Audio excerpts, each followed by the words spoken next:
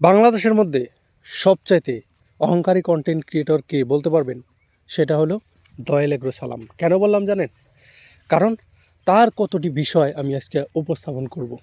তো আসসালামু আলাইকুম, ইটস দাদা ভাই, নিজের কামাই নিজে খাই।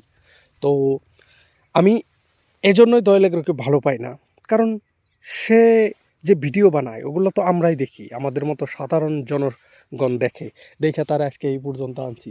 আর তার কি লেভেল, বাপরে বাপ! হুম, তার সাথে কেউ একটা ছবি তুলতে পারে না। তার সাথে কত বাপ রে বাপ, মনে হয় বাংলাদেশের সে মিনিস্টার।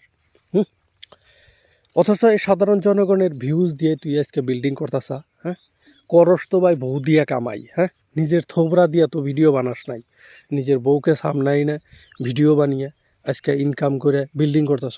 অথচ সেই সাধারণ জনগণ যদি তোর পাশে যায় যে ভাই একটা সেলফি তুলি, বা ছোট ছোট কন্টেন্ট ক্রিয়েটর যদি যায় ভাই আমার একটু প্রমোট করে দেন, আপনারা দেন না কেন? এত অহংকার হয়ে গেছে আপনার। রিসেন্টলি একটা ভিডিও দেখলাম ফেসবুকে, আমার মতো অনেকেই আরও হয়তো ওই রকম ভিডিও বানায়, কিন্তু ওই যে সালামের অন্ধভক্তর সংখ্যা বেশি হয়ে গেছে। হ্যাঁ, বুঝছেন? তো যার জন্যে ওই রকম করে কেউ সাপোর্ট পায় না। তো উচিত কথা বললে তাদের সঙ্গে এরকমই ঘটে।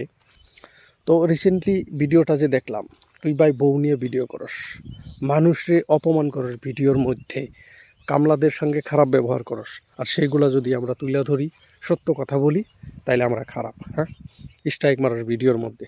সেজন্যই তোর কোনো ভিডিও ক্লিপস আমি ব্যবহার করব না, ব্যবহার না করে তোকে আমি বাস দিব। বুঝেছিস?